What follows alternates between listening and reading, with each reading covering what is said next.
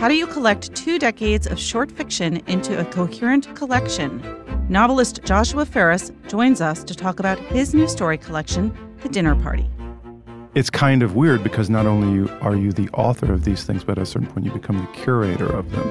And you cast a different eye. I think the writer's eye is a different eye from the curator's eye. And you wonder just who that individual was that wrote that story. Are big tech companies monopolies? And if so, why should that matter?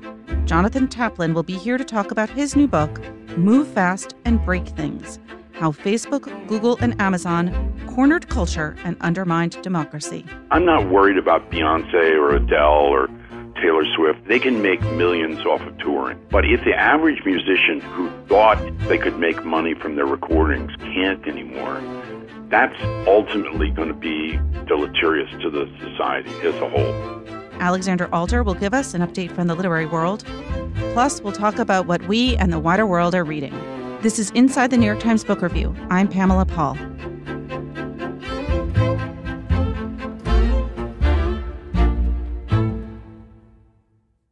Joshua Ferris joins us now. His new book is called The Dinner Party and Other Stories. Josh, thank you for being here. Thanks for having me. All right, so you have written 3 novels, and this is your first short story collection, which doesn't seem to be the usual order of things. Had you been sort of planning all along to collect your short fiction in a book? I don't know if I was that canny about it. I mean, I just sort of stopped while writing these novels enough times to write stories that at a certain point I was like, oh, this is a collection. I want to talk a little bit about the creation of a short story collection because we don't have a lot of people come on the podcast to talk about a short story collection. I think it's a kind of mysterious process for people who are not fiction writers.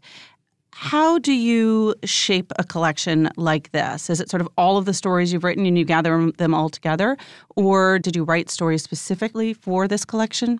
I suppose at a certain point I did realize that I had sort of enough stories to constitute a collection. So I put them all together and read through them and realized that I wasn't really crazy about 1 or 2 and left them out, and then realized at that point that I didn't have enough stories for a collection. So I did make a kind of concerted effort toward the end to write a couple more things that I had on my mind and wanted to write, but maybe would not have unless it were, for this purpose. Because I was writing a novel and didn't really want to stop. But I did stop and did this specific thing and then had these 11 stories that I felt did measure up. They were written over the course of 20 years. So I think, certainly from my point of view, they have varying interests. They're probably of varying quality. And there are some that I like more than others, which I think is sort of inevitable because it's kind of weird because not only are you the author of these things, but at a certain point you become the curator of them. And you cast a different eye. I think the writer's eye is a different eye from the curator's eye. And you wonder just who that individual was that wrote that story so long ago. With a novel, obviously, you are thinking about it as a kind of coherent whole with a beginning and a middle and an end and all the parts in between. With the story collection, how do you end up shaping it? I mean, is it important to you that it has that kind of coherence? Not as much. I mean, here, I think the emphasis is on making sure that there's a beginning, middle, and end for each story. And that those things are working and that they're adhering to their own logic and their own sort of law. But from story to story, that vision may waver a little bit, and I think the preoccupations may change radically, especially given the span of time that these stories were all written in. So if I were to sit down now and say, devote my entire focus to writing a collection, it would look much more coherent than I think this one does in terms of theme and subject. But in this particular case, you've got a writer over 20 years that is differently interested in things. Did you see in looking at these stories collected in a book a kind of trajectory of your own interests as a writer from 20 years ago? I think that it does show a change in me. And I think when I was a younger writer, I was very interested in kind of knocking it out of the gate a little bit more, with every sentence. And as I've gotten older, I've come to recognize that there is far more important things. There's a certain, I will maybe start to sound a little soft-focused. But there's things that are like emotional resonance and truth that become a lot more important than, say, a fancy prose style. And that changes. So that changes the story. The story becomes more focused on probably, ultimately two things, character and plot, that earlier in my career I was more interested in sort of being flashier. Well, our reviewer, Will Blythe, who loves the book, called it a magnificent black carnival of discord and delusion. Does that feel right to you? Yeah, it would accurately describe my family, and so therefore would probably accurately describe these stories. A lot of the stories are about sort of couples and craziness, as he put it. Is that something that you were conscious of putting this together? Are those things that you are drawn to write about? Yeah, inevitably, the only answer, because of the story collection itself, is yes. Mm-hmm. When I'm writing a story, the focus tends to be smaller than any of the novels that I write. So I do tend to focus on sort of more domestic concerns that might look quite a lot like me, and in some cases are kind of more from an autobiographical vein, but really do go back to the discord that I saw as a kid. And I'm looking at and trying to explore ways in which my parents had relationships that then echoed my own, and the differences between those things, and how I could take that discord and turn it into a more refined digestion of life in the story. You just said when you sit down to write a story, do you always know when you begin to write something that the form it'll ultimately take? Or are there stories in here that you thought may have become novels, but you realize that they were meant to be short fiction? The only one that I can think of really is a story that has hung around for about a dozen years that was ultimately meant to conclude my first novel. And I wrote that, I think, in 2005. So then we came to the end. Yeah. And I thought, oh, this is great for the end. And then once I got to the end of the novel, it didn't belong. So I just kept it out. And it does work as a kind of standalone story. So I made it a part of the collection. But with the others, I never had a sense that any of them belonged elsewhere. And to sort of execute the original design just required a kind of, a pitiless revision and scrutiny of every line to make sure that it was, in fact, a short story and not a novella or something that it didn't really deserve to be. When you're putting the stories into this collection, many of them were previously published elsewhere, many in the New Yorker. Do you go back and revise the stories that have been published already elsewhere? Oh, my God, yes. That was something that happened. Right, so it's not just, you don't just take these stories and throw them into a collection and this is like the easiest book to put together. I thought that's how it would go. Right. But I find this is the case in the process of writing anything at all. Once I step away and I get some distance, I can look at it with such a merciless eye, and I'm just not content to let things stand. So this few stories that I mentioned at the beginning of our conversation that I left out of the collection were simply helpless. And right. I had to abandon them. But there were some that I really loved, but they were in such tatters, and I was not happy. So yeah, what I find interesting now about this is what I will discover when I read this book as a published thing 10 years from now. My guess is I could rejigger all of these stories to make entirely new ones. I would love for you to read from one of your stories. Give us a little bit of sense of what the story is about for our listeners. I would be delighted. I'll read from the beginning of The Valetudinarian. The day after Artie Groyce moved to Florida to pursue the leisures of retirement in that paradisal climate, his wife was killed in a head-on collision with a man fleeing the state to escape the discovery of frauds perpetuated for a dozen years under the guise of good citizenship. Artie found himself bereft in a strange land. He knew none of the street names or city centers. His condominium was underfurnished and undecorated. The cemetery where Meredith was buried was too bright and too hot, both on the day of internment and every visit thereafter. Whenever Artie had imagined one of them at the other's funeral, he pictured rain, black-clad figures under black umbrellas, the cumbersome dispersal of the gathered through mud in the lowest of spirits. He saw Meredith leaning down to grasp at one last incorporeal memory as their daughter Gina bent to encourage her to stand, both women weeping, for it was always Artie who had died in Artie's daydreams. But on the day they laid Meredith to rest, golf and tennis were beckoning to retirees in radiant waves of sun, and the fishermen of Tarpon Cove were sporting cheerfully with the devilish snook. Tell us a little bit about the origin of this story and your intention. I was, I think, reading a description of John Updike, who was described as a valetudinarian. It's a hard word to say. Yeah. I know, I was surprised you picked that, but go on. And so I looked it up and I said, oh my God, this is everyone in my family. Mm-hmm. And I thought about the old guys that I'm related to and the ways they complain. And I was interested in kind of knowing, did I believe in the possibility of an old guy changing? Did I think that it was possible? And then if the answer was yes, what would it take? And of course, it's love, it's sex and desire and lust, and it's everything that is presented to him in the form of a prostitute who his friend hires to entertain him for his birthday. And she's had a much rougher life than he has, and spurs him into a different kind of existence while still remembering that he's sick and sad and going to die. Save our listeners a Google and tell the ones who don't know what a valetudinarian is, what that means. Someone who is always in poor health, someone who's always suffering from something terrible. There you go. You're welcome. All right, let's hear it from another story. Okay. This is from A Night Out. In the past, when Sophie discovered that someone she knew was having an affair, she expressed a sincere shock.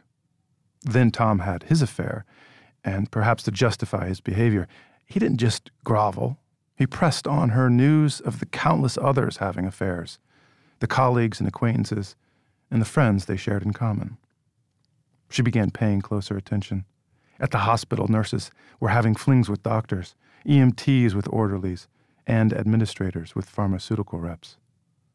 Old high school friends back home were divorcing at a clip on account of these same shenanigans. How naive she had been. Within a few weeks, Tom's affair had convinced her that behind the decorum of everyday life, everyone was f***ing everyone else. The whole world was conducting one continuous orgy, and the only one fool enough to play by the rules was Sophie. She had wanted to play by the rules, hadn't she? The rules kept things safe and orderly. Well, I hope these bits will tempt our listeners to pick up the book and read further. This is one of those instances in which a review comes in and, you know, someone in the book review will say, like, is the Ferris in yet? And the answer will be, and was, yes, and it's a rave. The book is getting such glowing reviews, and it is called, again, The Dinner Party and Other Stories by Joshua Ferris. Josh, thank you for being here. Thank you, Pamela.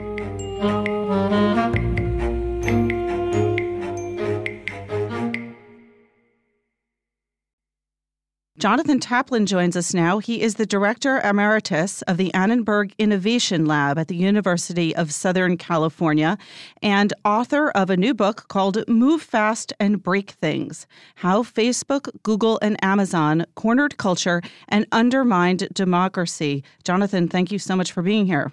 Good to be here, Pamela. So I just gave like 2 of your credentials, and there are many more. Before we go into talking about this book, I just would love for you to talk a little bit about your background, because it's fascinating and atypical for someone who has come out with a book about technology. Well, I was lucky enough when I was 18, just as I was headed to Princeton, to go to the Newport Folk Festival in 1965 and meet a man named Albert Grossman, who was the manager of Bob Dylan, Peter, Paul and Mary, Odetta, the Jim Kweskin Jug Band, and many other famous folk groups. And Albert gave me a job to work for the Jim Kweskin Jug Band as their road manager. And I continued to do that on weekends while I was at Princeton, and then eventually kind of moved up the stack to the point where I was doing that for the band and Bob Dylan when I graduated from Princeton in 69. And, you know, we went to the Isle of Wight together and toured for 2 years with the band. And then eventually I did the concert for Bangladesh for George Harrison, did the production for that, and then came out to Hollywood with the idea that maybe, since most of the bands I wanted to work for weren't working on the road anymore, maybe I could get into the movie business. And I was just so naive. I didn't know you weren't supposed to spend your own money making movies. I put together the money to finance a movie called Mean Streets with Marty Scorsese. And that was the start of my life in the movies. So I was in the movie business for 10 years, and then I did 4 years at Merrill Lynch. And then I went back to making movies with Wim Wenders in the 90s. And then I started the first streaming video on demand company in 96. And that was called Entertainer. And then I eventually ended up at USC in the early 2000s running something called the Annenberg Innovation Lab. So it's been a long, kind of funny, serendipitous career. I knew there was something unusual about your background the moment I got to your book launch, which I don't usually talk about these events on the podcast, but I have to talk about this one because in many ways it was a typical book launch in that there was a very serious conversation between you and Jeffrey Toobin, the CNN commentator and writer for The New Yorker and author, about the book, which is a serious, important book with a serious argument. We'll get into that. But among the people at the lunch were people like Ethan Coen, one of the Coen brothers, and Ron Howard. So I thought, this is not your typical crowd at a book launch for an important argument book about the business of technology. Why did you want to write this book?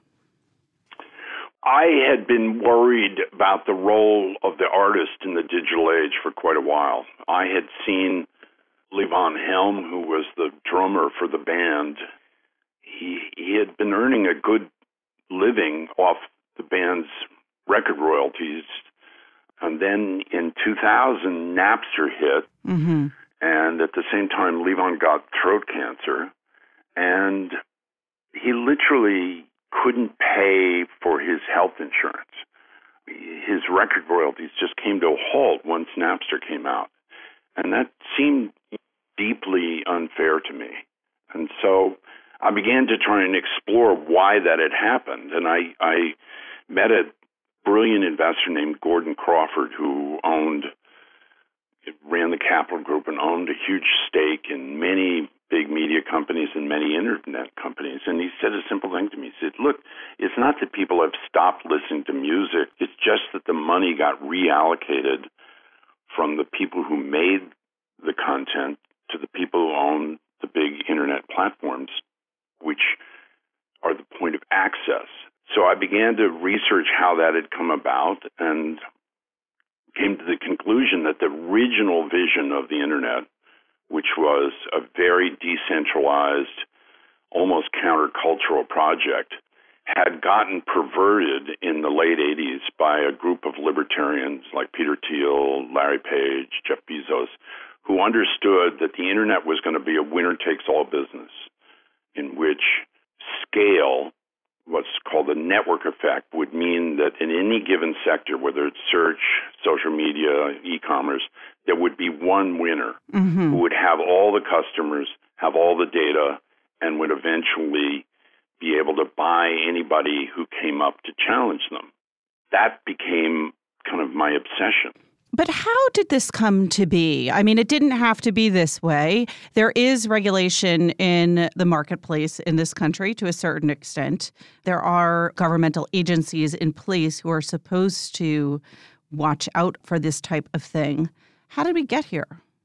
In the Reagan era, an important jurist named Robert Bork, well, he was actually a law professor at the time, and he had been Jerry Ford's Solicitor General, came up with this idea called the antitrust paradox, in which he said that the only thing that matters in antitrust enforcement is price. So if one company buys another company and it doesn't bring up prices, then that's okay. So in that theory, Amazon could become the only retailer in America, and as long as they could keep prices down, that would be okay. And maybe that will come true. I mean, certainly the New York Times has been writing about the crisis in retail extraordinarily, and we see it in the book business. So Amazon is such a power, and your Paul Krugman has called it a monopsony, which means that a single buyer can force prices lower and lower and lower. So publishing profits have been crushed.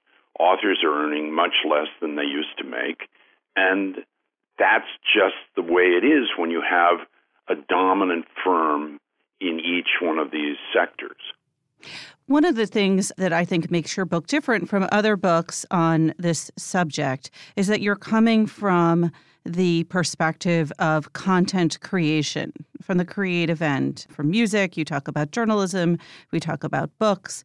What are the effects of disaggregating content production from distribution and the sort of whole money-making end of things?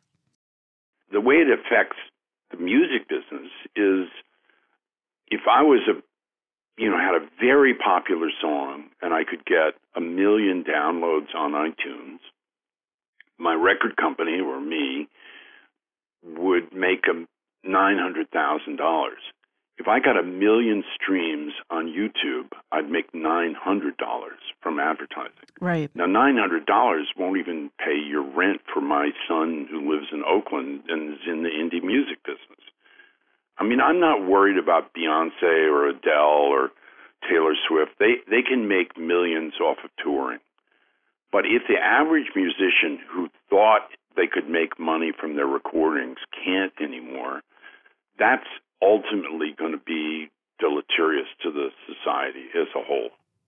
I'm glad that you brought up Beyonce and Taylor Swift because I think the perception among the public is, well, who cares about these big corporations, the powerful institutions, major studios, film directors, and big stars?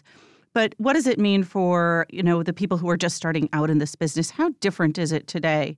You mentioned your son, to be starting out in this industry. One of the things I try to say in the book is that, there has been a myth that, for instance, in the music business, the artists always got screwed and everything. But the band that I worked with very closely in the 60s and 70s were what I call middle-class musicians. In other words, they didn't sell like Cream or the Rolling Stones or something like that, but they sold a good, 400,000 albums each time. So they made a very decent living off of that. And what we have now is this weird situation in which last year, 80% of the revenues went to 1% of the content. So in the music business. So we used to talk about the 80-20 rule that, 1 out of every 5 songs would be a hit or 1 out of every 5 movies would be a hit and that would pay for the others. But now it's 81. And so what that means is this whole idea of the long tail is kind of a myth. There are a huge number of musicians, authors, photographers, now pretty soon filmmakers, who can't make a living at their craft, so it has to be basically a hobby. I just don't think that's healthy for a society. And, when people say to me, well, why don't musicians just go out and do a Kickstarter campaign? Well, I mean, quite frankly, musicians don't want to be in the charity business. They Right. want to be able to make a living from their tunes. And if you, the public, just want free music, maybe it becomes a charity, but that's not healthy for the society. What is the solution? Well, the solutions are fairly simple. I mean, at the beginning, the people who own the majority, these monopoly platforms, Facebook, and Facebook means Instagram, WhatsApp, and all those other things, Google, Amazon, need to share more of the revenues with the people who make the content. So when Facebook comes to the New York Times and says, hey, we've got this great idea, it's called Instant Articles, and we're going to keep all your content inside Facebook because it'll be a much better user experience. People won't have to wait while we link out to the NewYorkTimes.com. And by the way, we'll share the ad revenue with you. So the New York Times, that was kind of like a godfather, an offer they couldn't refuse because they were already getting 50% of their inbound traffic from Facebook. So what could they do? And so they went along with it, and it turned out to be a disaster. Now, 3 weeks ago, the New York Times said, sorry, this is not working, guys, and we're getting out of that. We want you to link back to our site so we can collect the ad revenue and we can control the destiny of our future. But in some ways, it's a collective action problem. You know, if all the newspapers were together or all the content people were together and said to YouTube, hey, when we tell you to take down a tune, it has to stay down. Because what happens now is a musician files a takedown notice with YouTube and says, I didn't want that tune up there. Susie Q put it up, right? And so then 2 weeks later, the thing goes down, and then literally the next day it goes up from another user. So it's like a game of whack-a-mole. And as long as all the music in the world is available for free on YouTube, none of the platforms like Spotify or Apple Music or anything can get real traction. Spotify had said that it would be to 85% subscription, that is $10 a month by this point in their growth curve. It's actually 25% are subscription. The rest are just free watching ads, which doesn't pay musicians anything. It pays them like 4/100ths of a cent per stream. Well, that's very depressing. I will end on that note, as dark as it is, because this is a serious and dark vision of what's going on. They could change this and not change the nature of their business. And it may take antitrust enforcers to come in. These are the largest companies in the world: Google, Facebook, Amazon, along with Apple and Microsoft. They could easily share more of the revenue with the content creation community. All right. Well, we will see if they do. Jonathan, thank you so much for being here. Thanks. I really appreciate it. The book, again, is Move Fast and Break Things: How Facebook, Google, and Amazon Cornered Culture and Undermined Democracy by Jonathan Taplin.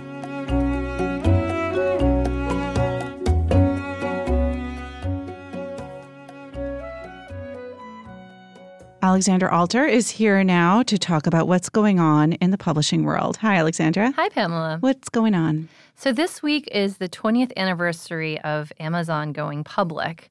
And Amazon has, of course, had a really complicated and sometimes contentious relationship with the publishing world. But it's really done more, I think, to transform the publishing industry, writing, self-publishing, reading formats, I think, than any other company. So I wanted to talk a little bit about kind of the milestones in the company's history and the various things that they've done to kind of transform the way we read and buy books. It's the 20th anniversary of the going public, but when was it founded? It was founded in 1994, and it was started as an online bookstore. Of course, now it's become everything, as they like to say, the everything store. It's a film producer. It's winning Oscars. It's winning Emmys for television shows. It's an artificial intelligence company now with Alexa. So there's an incredible I know. I'm trying to figure out what it doesn't do. They don't do public health or doctor's visits, but they might start doing that. I don't know. You're giving them ideas. No, it's incredible sort of how omnipresent Amazon has become in people's lives. You can talk to this device in your house and have it order anything for you. But to go through a little bit of what they've done in terms of publishing, writing, and book consumption, it's really kind of astonishing when you think about the various steps they've taken that have changed the way we read.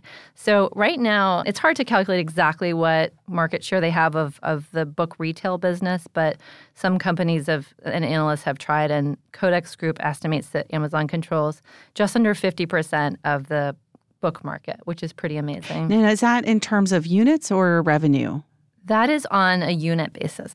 They've just become this really easy, seamless way for people to buy books. And of course, there have been consequences. It's been hard on the independent book industry. It's been devastating to Barnes & Noble. And publishers, of course, have clashed with Amazon because they have so much power that they can sort of set the terms for how much revenue publishers get for books sold on Amazon. There was, of course, the big fight with Hachette over ebook pricing. So there are sort of downsides to how much power they have. Another area that they've changed is audiobooks. That is true. I think they are really one of the companies that's driving the audiobook boom right now because they bought Audible.com, which was a very shrewd move. They bought that company in 2008, and I think it was reportedly a sale of it for $300 million. And they were aiming to bolster their audio download offerings, and now they're really dominant in that area. So downloaded audio grew by nearly 30% last year to $244 million. And it's been steadily growing. I think it's one of the ways that people are consuming books right now. They like to multitask, and everyone has an audiobook player in their pocket with their smartphone. It's funny because when I go around and speak about book journalism and the book industry in general, I used to get a lot of questions about ebooks versus paper books. And now that question, really for the last 2 years, has become ebooks versus audiobooks versus print books. And I'm getting asked so much more by people about the differences between listening to a book and reading a book. That's really interesting. Yeah, and I think another thing Audible has done is they've made a big push into getting celebrity narrators and improving production quality and just improving the selection. They have this whole program where you can actually, if you're an author, you can make your own audiobook through Amazon. You can hire an actor, find the narrator, pay for the production cost, and start selling it. So in the past, publishers, audiobooks were very expensive, and they would only do a limited selection of their bestsellers. Typically, they would often do abridged audiobooks. And as a result of the ability for authors to make their own audiobooks now, a lot more people are doing it. Yeah, the other publishers are upping their game, too, casting much more ambitiously to I think that's compete. Definitely true, yeah. Moving on from 2008, which was the year that Amazon bought Audible, in 2009, they started their own publishing division. So it started off with a couple of imprints. One was Amazon Encore, where they would find a book that maybe had potential but didn't sell very well, and they would republish it. They started Amazon Crossing, which is their books in translation imprint. And interestingly, they've become the largest publisher of books in translation in the country. They produce more books in translation than anyone else. Wow. And now they have 9 imprints total, including, mystery, science fiction, children's books. They've gotten a couple of big names. They published Dr. Ruth. They published Tim Ferris, who is a self-help guru who's done extremely well. They even published a children's book by Jane Smiley. So here and there, they'll get big-name authors to team up with them. Publishers were nervous when they saw Amazon starting their own publishing imprint that they would really be pushing their own books, because a lot of the way people discover books on Amazon is through the recommended monthly picks, or the algorithm that puts books on the bestseller list to show you what's popular or just suggest books that you might like. And I don't think those fears have been borne out. I don't think Amazon has done any more for its own books, or even maybe as much as it's done for other books. They're not necessarily promoted more on the site. Going forward, there's another space that a lot of publishers and tech companies were trying, which is, of course, the unlimited, Kindle Unlimited. There was this brief period where a lot of people thought the next move in ebooks would be like a Netflix-like service, all-you-can-eat books, and that hasn't proved very successful. A couple of those companies went out of business, and I guess the reason is people like to binge watch, but maybe not binge read. Maybe all you can eat is too much. And reading is slower. Yeah, and there was also, it was a complicated set up for those companies because they were paying publishers based on the reads. And so one of the services actually took away their romance titles because romance readers are so voracious. They were reading so many books that they were losing money. They couldn't keep paying the authors. So it actually is a model that only works if people don't read very much. So Amazon, 20 years after it went public, how is the publishing industry feeling toward the company now? Are they as scared of it? Are they more scared? Have they worked out a kind of partnership with them that is relatively stable? I think that right now we're in a stable period. The publishing industry came out of that fight with Hachette, and everyone felt like they'd gotten a fair deal. The terms weren't really ever made that public, but everybody seemed to agree that it was in their best interest to resolve the dispute because Amazon needs publishers as much as publishers need Amazon. If J.K. Rowling didn't sell her books there, if James Patterson didn't sell his books there, they would just not be as viable of a business. But there's always going to be things that come up. Amazon makes a lot of changes quickly, and they don't always consult the publishing industry. So recently, they allowed third-party sellers to add a buy button to books. That means, like, if I'm selling some of my old paperback copies, I get a buy button, or, people that are not necessarily book retailers. And so you get these super discounted books that are maybe coming up on your search, and you're buying them cheaper, and that, publishers and authors were concerned about that hurting them. So I think there's going to be, clashes down the road when things like that happen. And of course, Amazon's most recent initiative has been to expand into the physical book market, which is really surprising to a lot of people since they've been so successful online, but they've already opened a dozen physical bookstores. There are 2 coming to Manhattan. So that's right in the territory of publishing, right in the city and even the portion of the city where most of the publishers are. In the very buildings, exactly. practically. So all right. we'll see if that produces any clashes. I expect we will have more conversations on the subject to come. Yes, I'm sure there'll be more to talk about when those stores open up. All right. Thanks, Alexandra. Thanks for having me.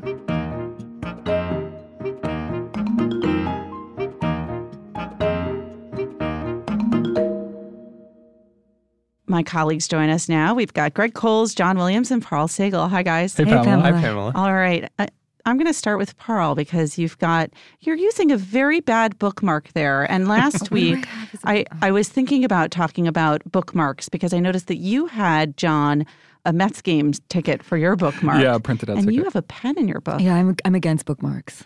Really? I think they actually make me very angry. Why? Because it's like you really can't like leaf through a few pages to find where you were. I the older I don't. I'm use actually bookmarks stuttering. usually. I'm so annoyed by bookmarks. Yeah. So I shoved a pen in here because I wanted to read a tiny passage. But yeah, so you are marking your place.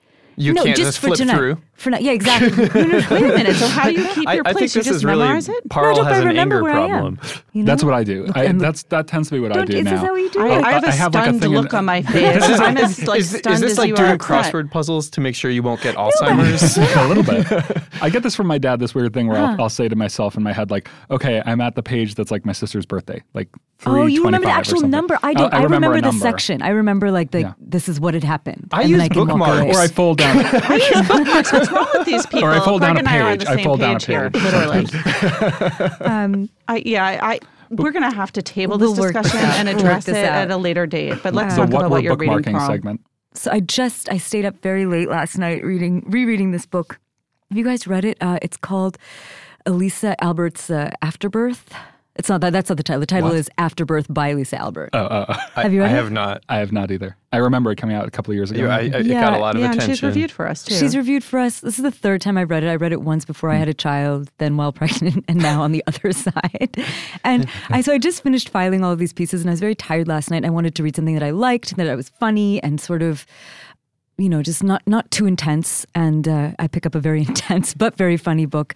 And it was actually really lovely to go back and read it now. And she sort of just very beautifully conjures those early shell-shocked months of having a baby. So to give you a little sense of what the book is about, it's about this very, very angry, interesting, sort of messy woman who's just had a baby. And she's so furious that nobody prepared her. Which is, I think, is a pretty fair characterization. She's like, how come nobody told me it would be like Because this? we block it out. We block it out. Or maybe you don't want to scare people or you forget, Just whatever. about the process of childbirth itself? No, just of those hazy Being a new months parent. after, Yeah, right? The yeah. lack of sleep and that sort of fragmented consciousness. Everyone talks about this. She just wasn't paying attention. No, I think everybody talks about it, but until it happens to you, you really don't understand it. Yeah. But also You when we say really- she, it's Right, a you novel, didn't pay right? It's not attention. even if it's thinly veiled, it's fiction. It's fiction, but I mean, it's one of those things where, because, Elisa Albert, I think she works as a doula and she writes a lot about motherhood and birth. So I really do end up conflating her and the author. But it's a really great book. And it's one of those books that, I don't know if you guys think about this, but I'm always looking at new books and being like, will this last? Right? Like in a year, 2 years, 3 years, 4 years. I think about that all the time, I yeah. really think that this one might have some legs. Like there's something that feels still very fresh and sort of like taboo about certain topics that it brings up and certain kinds of female aggression and competition between mother, all that stuff. It's very good. But this morning on the way to work, I picked up a book I've wanted to read forever, which is Robert Gottlieb's Avid Reader. And Gottlieb is this sort of legendary editor. He worked at Knopf, he worked at The New Yorker, and I was just in the mood for some book gossip, as you are. And it's so good. And I wanted to read this one small passage. So he has been Toni Morrison's love this editor book. for 40 years. It's so good. It's so good. So for 40 years, he's edited Toni Morrison, and this is what he says about her. We were meant for each other. Although our backgrounds were so vastly unalike, we were exactly the same age and, more to the point, had the same reading behind us. And most important, we read the same way, so that when I make a suggestion, she instantly knows why, whether it's about a sentence or involves a major structural issue. It's just, I love this. Like, writing is such a solitary thing that sometimes the relationships we have with our editors or with people that, like, I edit are so intimate. And it's rare that I see that kind of, love shining You through. have to finish that book. Yeah, it's so pretty good. delicious. So, All right. John, what are you reading? I'm still making progress in Zen, and I read a couple of short books for work, which I'll talk about in a month or two. And so really the only thing I read this week was that I dipped back into and read some passages from Richard Russo's 1988 novel, The Risk Pool, because Jen Senior, one of our daily book critics, reviewed his new collection of short stories called Trajectory. And it just and I think she and I were talking about him, and we both said that this was our favorite book of his, The Risk Pool. I went back and picked it up. It was his second book. His first novel was a book called Mohawk, and this book was also set in the same fictional upstate town, Mohawk, New York.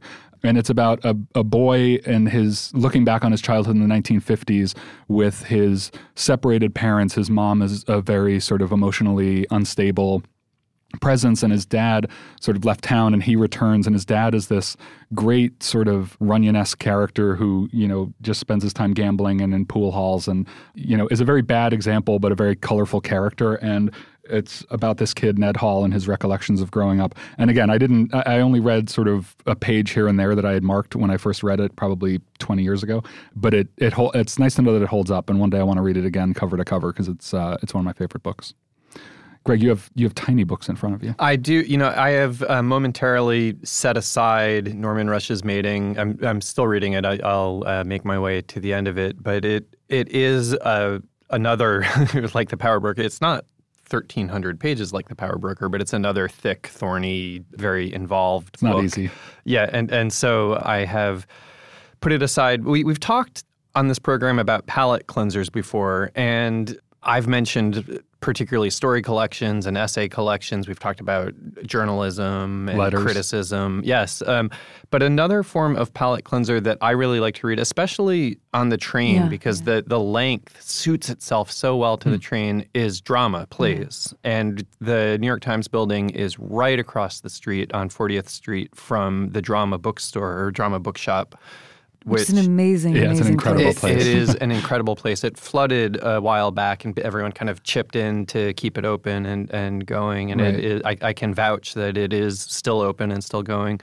I don't get out to the theater a lot, and yet I really like plays. And so reading them, they're written with such economy. I've talked before on the show about how in reading fiction, I will often reject something if the dialogue's bad. And of course, plays depend entirely on good dialogue. Almost immediately. Exactly. So what are you reading? Tell us. Some that I've read in the past that I've really liked. Sarah Ruhl, of course, her play In the Next Room, which is also known as the Vibrator play.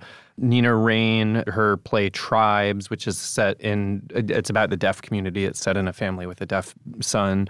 But the one that I was just reading this week is a one-act play by a colleague of ours at the Times, an editor here named Ken Jaworowski. He's an editor in the culture department and a playwright. And this play, which is published by the Broadway Play Publishing Company, is called Interchange. And it's a one-act play made up of 19 very short little vignette-type scenes, all about finances and kind of the money pressure.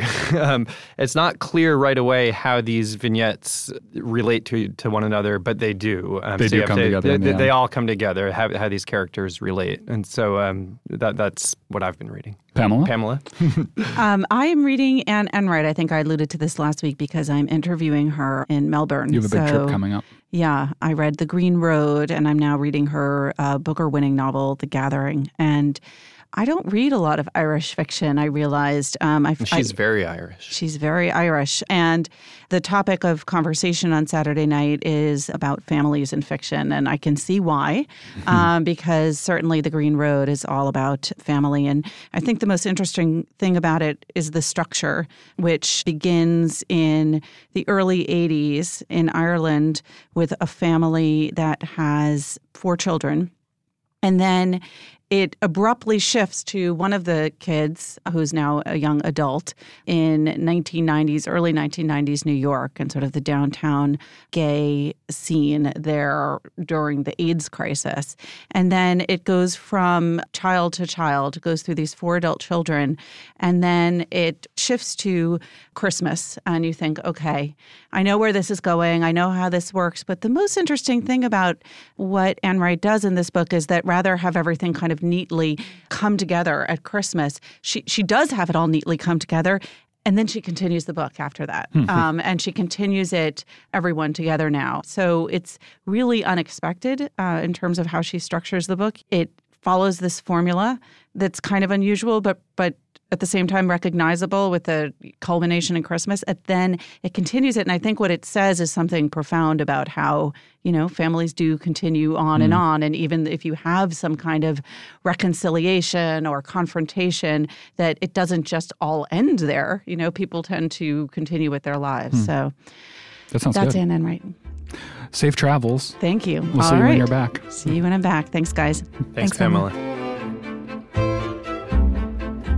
Remember, there's more at nytimes.com/books, and you can always write to us at books@nytimes.com.